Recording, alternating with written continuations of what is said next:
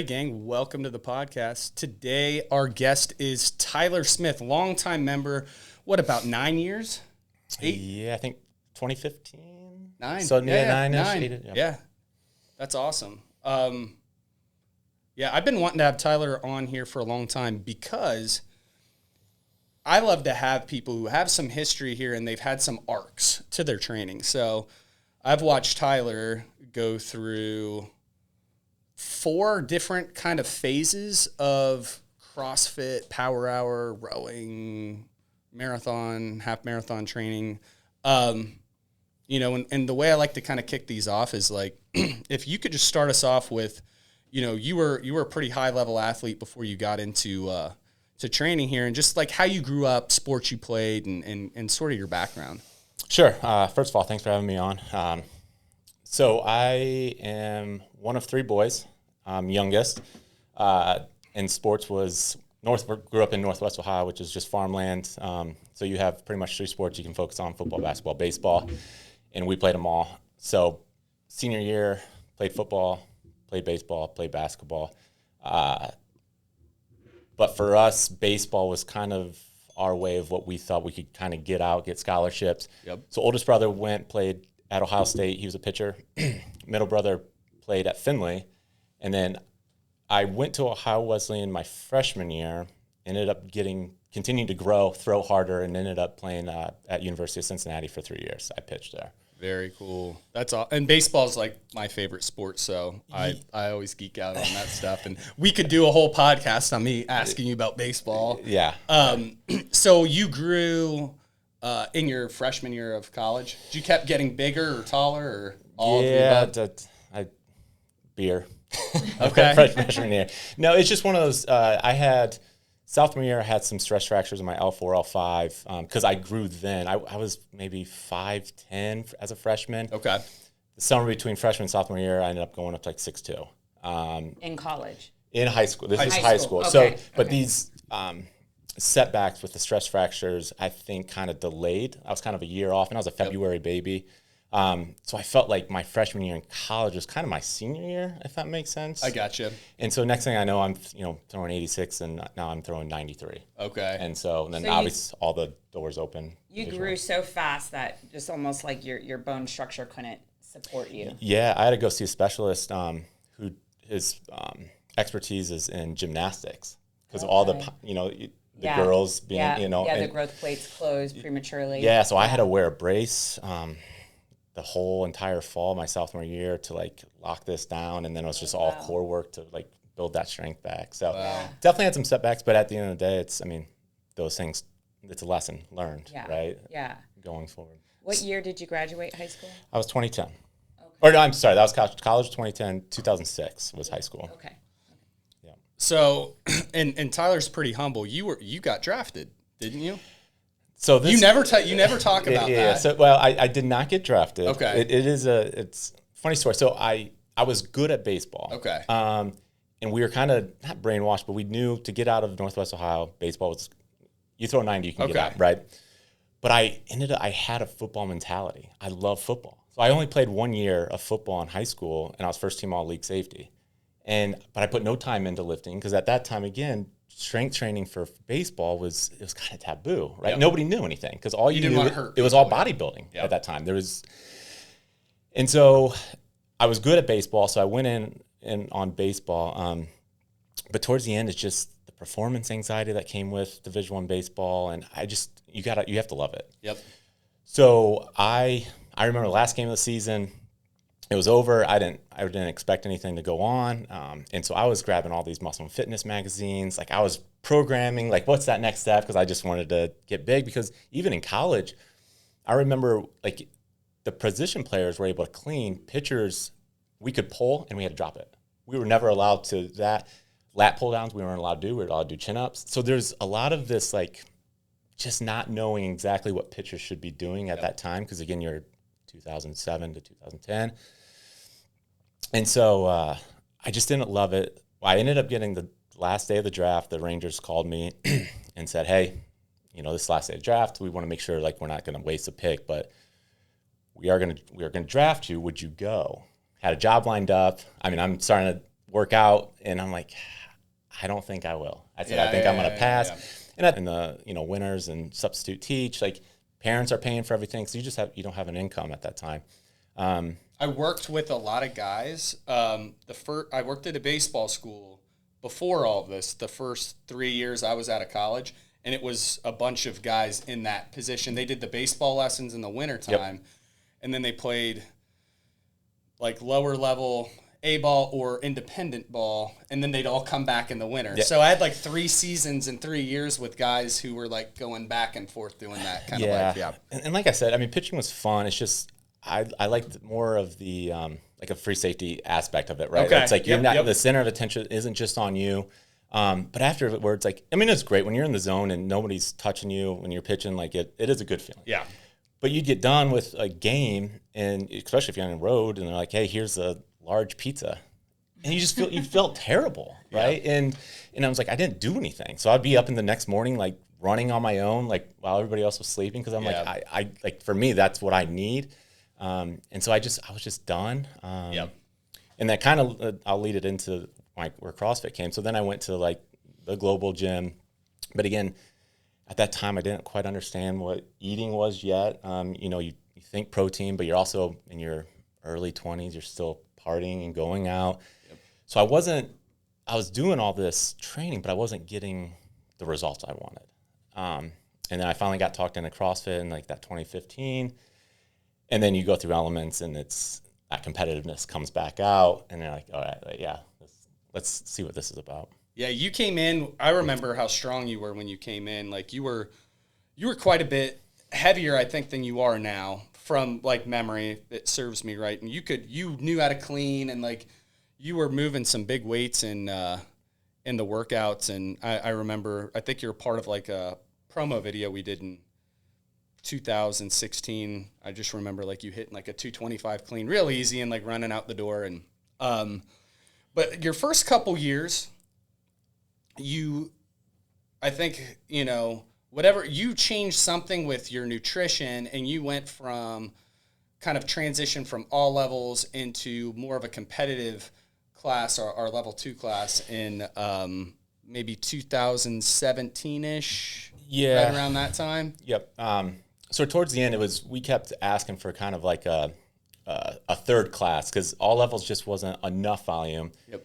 And we were just, it was kind of this anti-games, like we wanted to be able to be better than the games guys by just doing all levels. It was I don't know, silly. And then you finally said, hey, on a Thursday, which was at that time in the summer, it's kind of like a strongman, more workout, sled pulls. Yep. You're like, hey, we're shooting a video today, like we need someone to come over. And you kind of like, hey, just go do this L2 class. Yep. And at that time, Joey and Andy were the coaches, and which I knew, and it just took them in that one class, say, hey, like just stay over here. Yeah.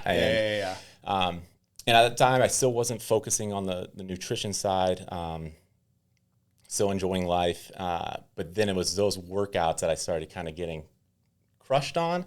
And then it's just, you have these moments, middle of the workout, you're like, man, I'm feeling whatever I ate that night before. Yep. And I don't like this feeling. And that's when there was I can't remember Luke's last name. He was kind of diving into kind of setting up what you do with the nutrition side of things. And he gave me a template and started talking to me like macros and all that stuff. So I started following that. And then I just went 100% all in on the games training. Yeah. It's funny because no one ever thinks about what they eat the night before. It's always like right before the workout. Well, I just had like a banana. I'm like, yeah, but you crushed like 5,000 calories at 8 p.m. and that's why you're feeling like crap and then you don't want to eat half the day. I mean, it's the most common problem, but no one wants to look there. Yeah.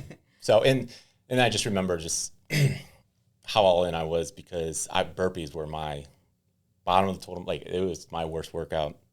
And I just remember on Sunday mornings, my off day, I'd roll out of bed and I'd do 100 burpees for time or 12 burpees on the minute for 10 minutes just to be able to like keep up with the L2 class on the burpees. I hated those mornings, but yeah.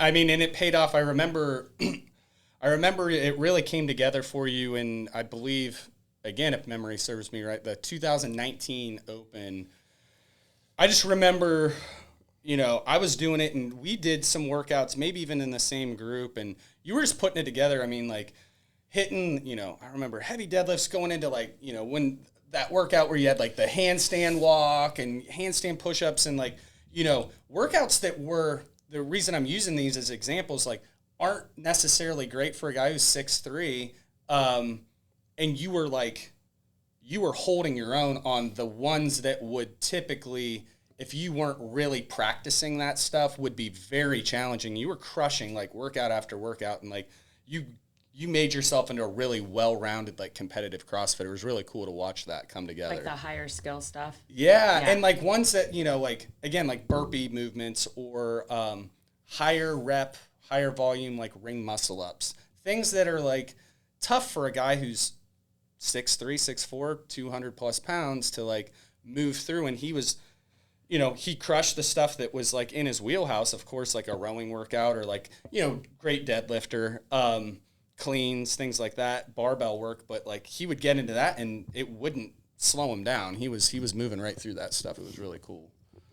Yeah, it was a good year. Yeah, that was really cool. So COVID came, and when that came, what I thought was really cool is, you would hit a really good spot in CrossFit, but aspect of it that you were really good at was the rowing. And I remember you starting to tell me about some of like the concept to like online competitive community. Like, tell me a little bit about like how that worked, and like you competed in some of that stuff. Like, what was that like? So COVID hit. First thing I did was I bought a rower like the week before gyms got shut down. Yep. I'm like, I kind of want this. And I toyed around with pulling 100 meters for time in here. Yep. And I pulled like a 13.6, like 108 average. I'm like, oh, that's kind of cool. I think you watched one of them. That's insane. And then I can't even conceptualize. I went online, and at the time, like 12.6 was like the world record, which I'm like, oh, that's not bad. Well, that's a big time difference in the grand scheme of things. But I bought into that. Yep. And so I started following Andy, showed me some guys that were kind of all in on rowing. I started following them. And so I'm still kind of CrossFitting at home. I'm starting to row. And then I'm starting to see these like rowing leagues become a thing, and these weekly challenges in these rowing leagues. And then I did one, and I pretty much matched like one of the best times. And someone and I posted on Instagram, and one of the teams contacted me like, hey, would you be in our rowing team?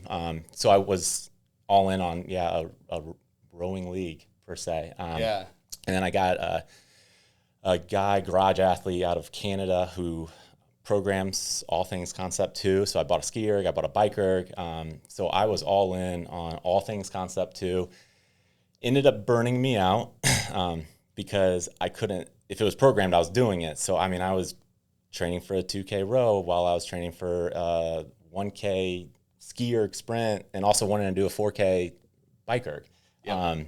And so I'm just doing all this. At the same time, I'm diving into conjugate training, which we'll kind of lead into later, and trying to learn what power lifting was, kind of going away now. So the rower is replacing CrossFit, and then now I'm learning how to truly lift in that conjugate way at home.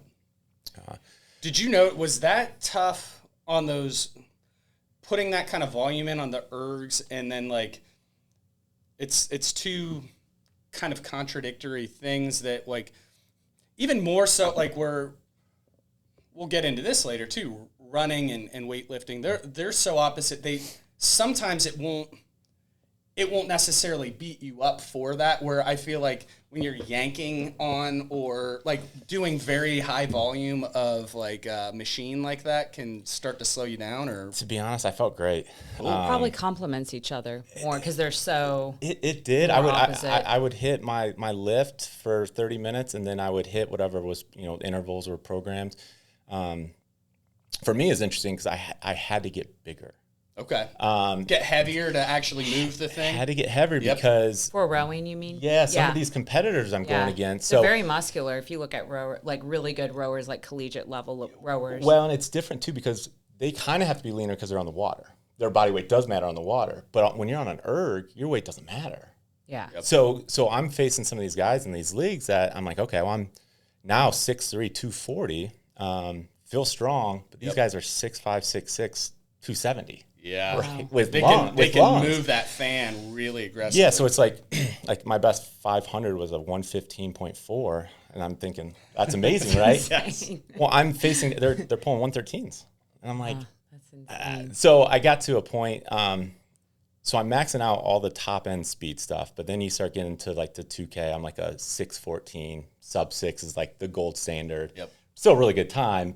5,000, I'm getting slower, so I'm like, okay, how do I catch up to that? The distance stuff. And that's when I found what Zone 2 training was in aerobic fitness. Yep. And I kind of Push you up, like push that. yeah, so I level up, dove all in on that. Well, to do Zone 2 training, you have to put in time. So I'm down in my unfinished basement, and I'm, now I'm sitting on a rower for 60 to 90 minutes just counting, strokes, because I'm, 22, 23 reps per strokes a minute. And then I'm now having to go over to the skier and get my intervals in. It just became no, I get it. It just was too much. What I like about that, like, Time out kind of right what you're here. saying and how it burnt you out, like you got really good at that stuff before you dove into the Zone 2. And what I'll talk about CrossFit, for most people, a lot of the benefits are kind of in the first 80% of getting good at stuff. It's in the lower hanging fruit.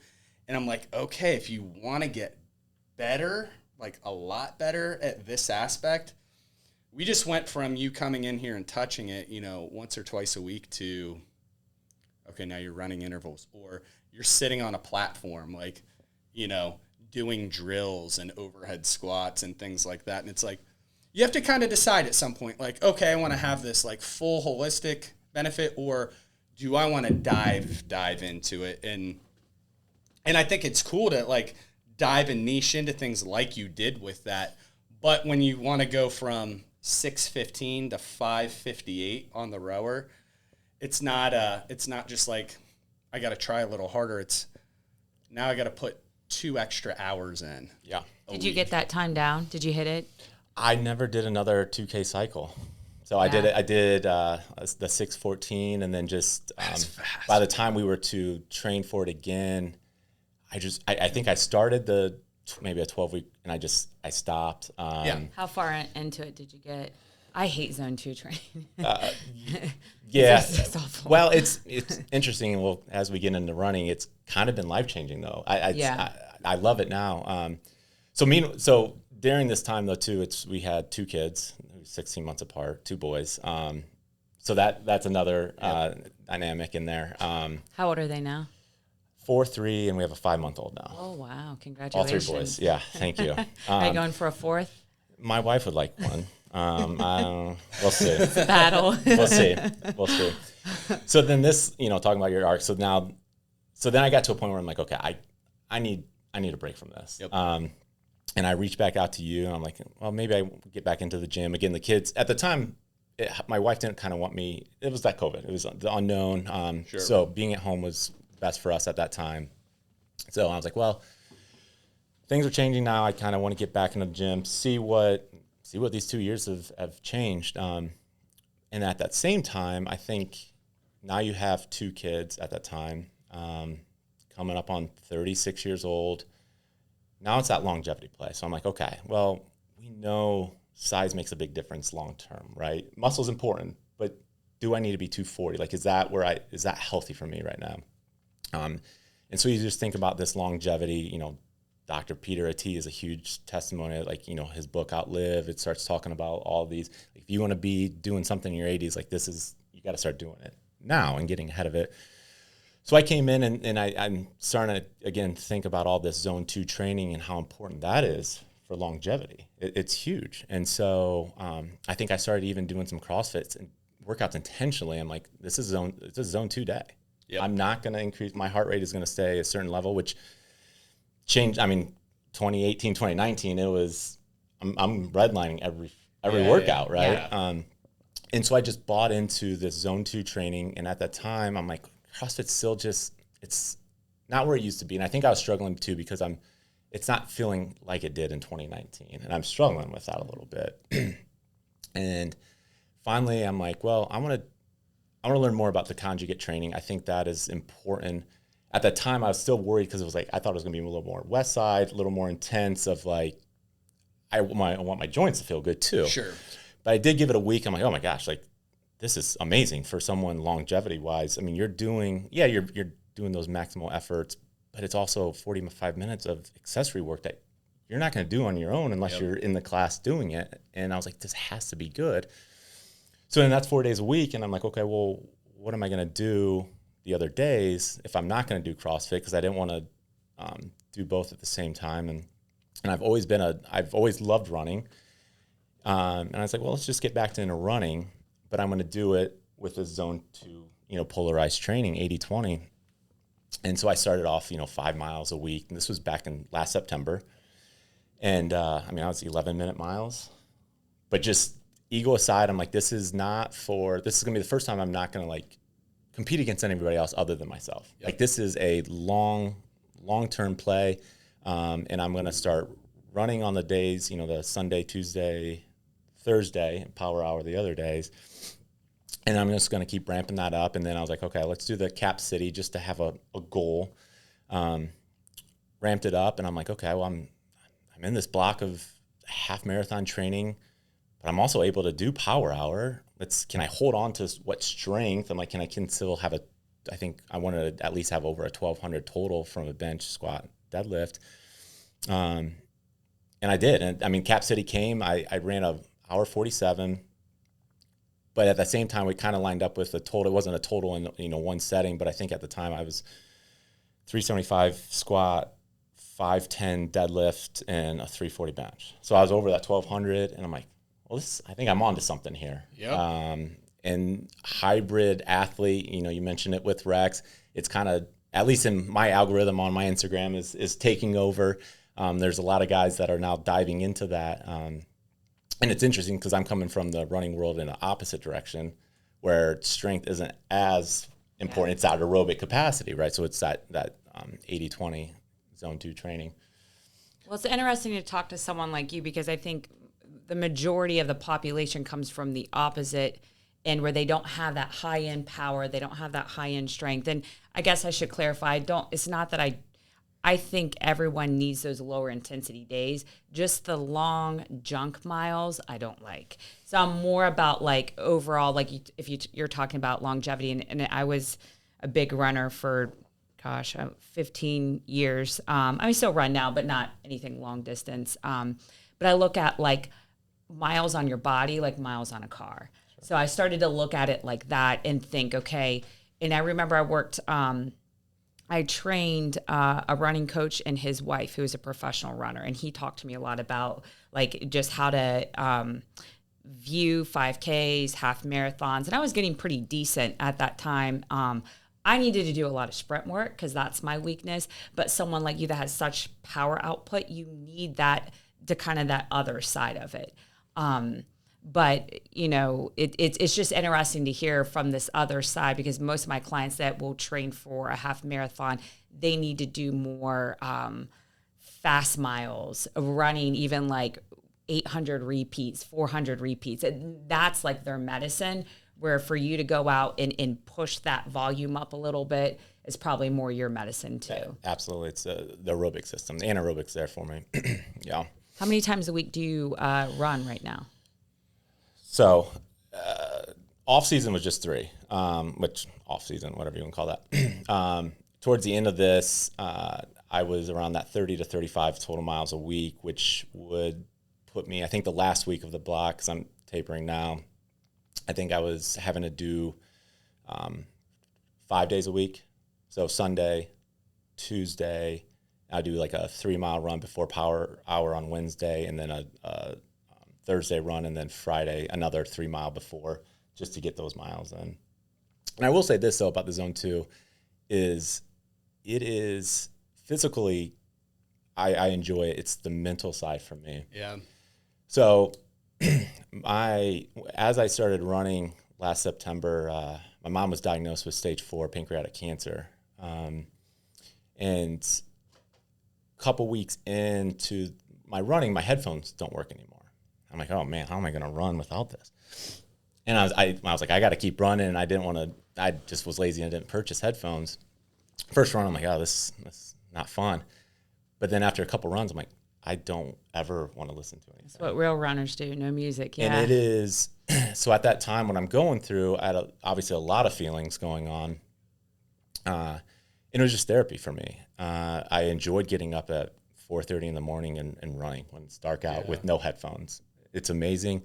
You get clarity. It's truly meditation in my eyes. And so then this August, my mom passed away to pancreatic cancer. And sorry to hear that. yeah, thanks. But now the running is like, again, just that therapy. It's like my time to, nobody else is talking to me. Nobody else is, especially with kids now, it's like my quiet time, but it's kind of now my place of like grieving. And there's times you probably see me, I'm bawling my eyes out on my run because it can be, you hit that runner's high. It can be emotional. Yeah.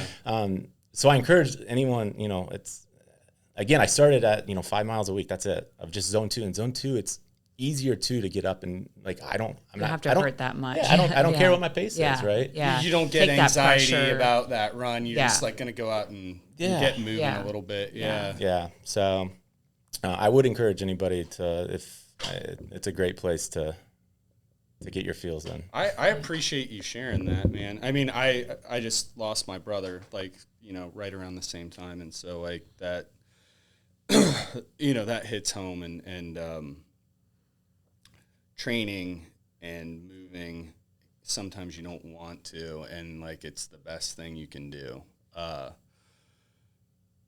That running, I've actually started to try to do some more of that, and that is to your point, I feel the exact same way. It's without the music distracting you is such a good time to just get into your like, because it kind of like something about it clarifies your thought.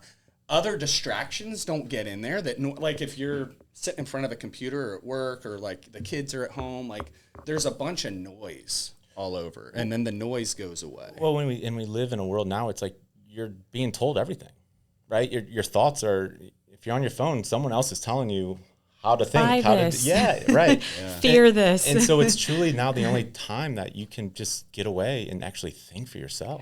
Yeah. And walking doesn't do the same thing, but sprinting doesn't either. It's like you can't be in that pain cave, and you can't just be kind of like so comfortable because then your mind starts to go. But I know what you mean, and that's one of the reasons why I loved running for years and years. You know, and I mean we can get all the way down into like the primal aspect of it. I mean, there's books called Born to Run, right? Like, I mean, there's a reason that if you believe in evolution, like stood up and I mean, that's not efficient, but we were able to run as a tribe longer, right, than animals because they can only go so long because they're more sprinters. So by us running, I'd run 10 miles, I'd pass it off. You'd keep following that same animal until it gave up and then you eat. Is that about that tribe in Mexico that those guys can run like 100 miles and yes, they smoke and it doesn't they don't wear shoes and but I mean I've watched some documentaries but it's like show me something that tells me different though. Yeah, I mean, tell me one person you go out and run and do a zone 2 and feel terrible. It doesn't. So I'm like, there's something very natural about running. I always say, like, if I personally don't feel good, even if I'm in here crushing whatever on some board, or if I can't go out and run 3 miles at a decent clip, or even 5 miles that I don't, it's almost like unnatural. Like it's an unnatural fitness where you're on machines, and in a way we're creating fake work, Sure. Yeah, right. So last year when I had my foot injury that I wasn't able to run much last year, and I mean it was a good like 9 or 10 months I didn't feel comfortable running for a good distance. That was the most disconcerting injury I've ever had in my entire life. Like I've hurt my shoulder for almost a year at one point. I've hurt my back. Again, those are acute and they suck. Nothing made me feel like uncomfortable, like almost like, hey, if the end of the world, like I can't run, like that, something about that really freaked me out, and I'm really glad, like knock on wood, that like that is rectified, and I've got that back, because there is something innate and primal, like you want to be able to get from point A to point B quickly, even if it's very far away, and you need your legs to be able to do that, and so running is such an important skill to have, and I think there's definitely something to this new hybrid training with, you know, being strong, and then it's kind of like the basis of CrossFit, but it's a little bit different in the way that it cuts out a lot of the skills and things like that, and simplifies it where you're not maybe banging up your shoulders and some things in a similar, you know, way that you would, or you know, you're taking the Olympic weightlifting aspect out of it, but it keeps you very well-rounded from a fitness standpoint. Yep. And just going back to longevity, it's at this point, it's like, I just want to stay healthy. Yep. Right. So it's like, what's the risk reward? You know, after this half, I may start jumping back into a little bit of CrossFit workouts, with a whole different mindset of what I want from it. But yeah, it's trying to be injury free. Yeah. Do you have a goal for the half? So I ran an hour 47 for the Cap City. Ended up having strep. I didn't realize that until the next day. So the goal was sub hour 45. And those are 8:30 miles. Is that right?